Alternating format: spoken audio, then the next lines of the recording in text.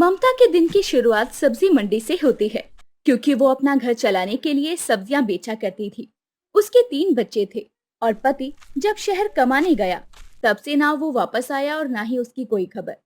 ममता बेचारी अपने जीवन से समझौता करते हुए सब्जियां बेचना शुरू कर देती है। गर्मी के मौसम में सब्जियां बेचना बहुत मुश्किल होता जा रहा था। ऐसे ही एक दिन ममता बाजार में टोकरियां भरकर सब्जी बेच रही थी। तभी कुछ ग्राहक उसके पास आकर बोले, अरे ममता बहन, कैसी सब्जियां रखी हैं आपने? इनकी तो जान निकल गई है। भला इन्हें खाकर हम अब कैसे स्वस्थ रह पाएंगे? आप तो पहले ताजी सब्जियां लेकर आया करती थी, लेकिन अब एकदम रूखी सूखी सब्जियां हैं ये। क्या बताऊं बहन, गर्मी के कारण सारी सब्जी मंडी से लाते हुए सब्जियां सूख जाती हैं। इसीलिए सब्जियों का दाम भी बहुत बढ़ गया है और हम जैसे गरीबों को महंगाई से जूझना पड़ रहा है। लेकिन हम कब तक इस तरह की रूखी सूखी सब्जियां खाएंगे? आप हमें ताजी सब्जियां लाकर तो दे नहीं सकती, तो हम कहीं और से ही सब्जियां खरीद लेंगे। हाँ हाँ, सही कहा बहन। विक्रेता पैसे तो पूरे लेता है, लेकिन देता ये रूखी सूखी बेजान सब्जियां हैं। अब आप हमको हरी भरी सब्जियां ही लाकर दीजिए, नहीं तो हम किसी और विक्रेता से सब्जियां खरीद लेंगे। जी जरूर, मैं पूरी कोशिश करूंगी।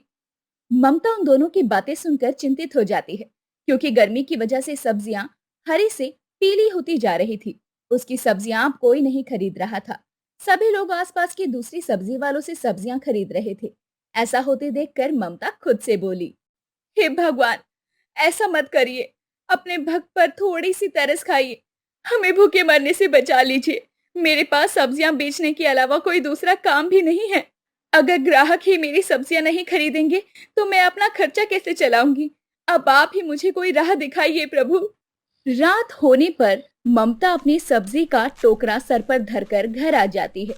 टोकरी में सब्जियां देखकर उसकी बड़ी बेटी रम्या बोली, क्या बात है माँ, आज सब्जियां नहीं बिकी क्या? आप थोड़ा परेशान लग रही हैं। क्या हुआ, मुझे बताओ। अरे बेटा, गर्मी की वजह से सब्जियां बेजान सी हो गई है, इसीलिए ग्राहकों को मेरी सब्जियां पसंद नहीं आई और उन्होंने दूसरे दुकानदारों से सब्जियां खरीद ली।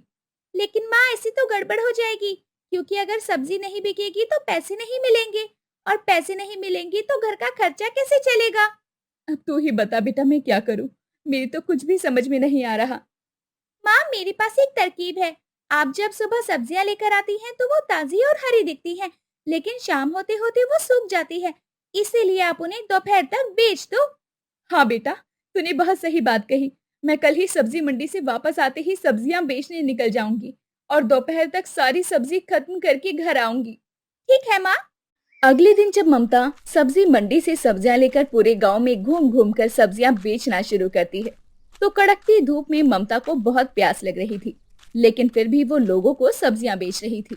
जब उसे दोपहर में कोई नजर नहीं आता, तो वो आवाज देकर सब्जियां बेचने लगी। ताजी ताजी सब्जियां ले लो, सब्जियां, आलू, मिर्ची, लहसुन, प्याज, हरी हरी सब्जियां ले लो, सब्जी वाली।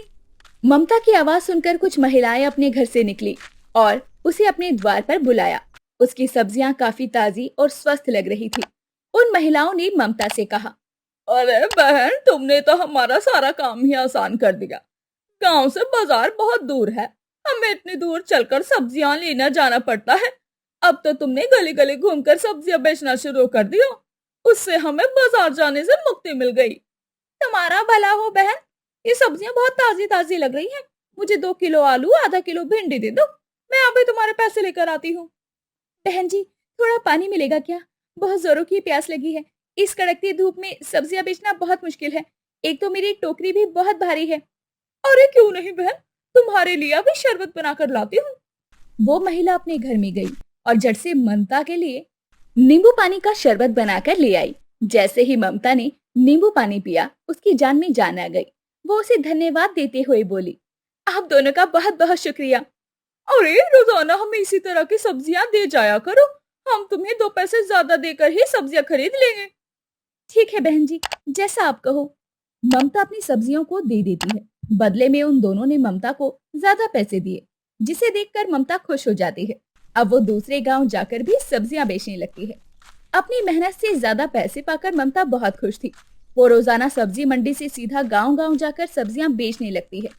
धीरे धीरे ज्यादा मेहनत और गर्मी की वजह से उसका शरीर कमजोर होता जाता है। लेकिन ममता उसे नजरअंदाज करते हुए 4 पैसे ज्यादा कमाने की धुन में लगी थी। एक दिन वो सब्जी मंडी से एक गांव में गई और दोपहर तक उसने सब्जियां बेची। कड़कती धूप की वजह से वो चक्कर खाकर जमीन पर गिर गई। उसकी सब्जियां चारों ओर बिखर गई। कुछ लोगों ने उसे बेहोशी की हालत में देखा तो उसके ऊपर पानी का छिड़काव करने लगे, जिसकी वजह से उसे होश आ जाता है। बहन जी, इस कड़ी धूप में इतनी मेहनत क्यों कर रही हैं, जबकि आपको पता है कि इसका आपकी सेहत पर काफी बुरा असर पड़ेगा। पैसा कमाना अच्छी बात है, लेकिन उसका लालच करना ठीक नहीं। आप घर जाइए और आराम कीजिए। ममता अपनी टोकरी लेकर घर पहुंची। रम्या को सारे दिन का हाल बताया, जिसे सुनकर उसे बहुत दुख हुआ। अब से आप दोपहर में सब्जियां बेचने नहीं जाया करोगी। ये मेरी बताई हुई युक्ति थी, लेकिन अब मैं खुद आपको मना कर रही हूँ। मैं आपको इस हालत में नहीं देख सकती। लेकिन बेटा, फिर मैं क्या करूं? मेरे पास कोई दूसरा चारा भी नहीं है। मेरे पास दूसरी युक्ति है। क्यों ना हम अपने पुराने खेत में ढेर सारी सब्जियां उगाएं और उन्हें बेचकर ही अपने घर का खर्चा चलाएं। आप सीधा खेत से तोड़ी हुई सब्जियों को बेचना शुरू कर देना। लेकिन उसके लिए तो बहुत समय और पैसा भी लगेगा। मैं इतना पैसा कहाँ से लाऊंगी और इसी बीच तुम्हारा खर्चा कैसे उठाऊंगी? माँ, आप चिंता मत करो। मेरे गुल्लक में कुछ पैसे होंगे, जिससे आप सब्जियों के बीज और खाद ले आओ। सब्जियों को पानी देना, उनमें खाद डालने का काम सूरज भी कर लेंगे और मैं भी कर लूंगी।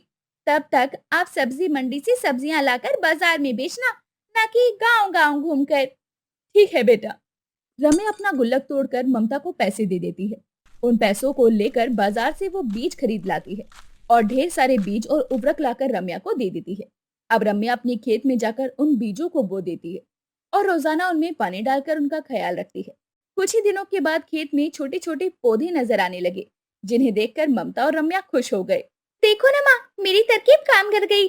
पहले इन सब्जियों को अच्छे से पक जाने दीजिए, फिर मैं और ज्यादा सब्जियां उगाऊंगी। हाँ बेटा, मैं तो तुझ जैसी समझदार बेटी पाकर धन्य हो गई। अब थोड़े ही दिनों के बाद ममता के खेतों में हरी हरी सब्जियां उगने लगी। धीरे धीरे ममता उन सब्जियों को अब बेचकर अच्छा खासा पैसा कमाने लगी और उसकी ताजा सब्जियों को देखकर ग्राहक उससे उनका राज पूछते थे।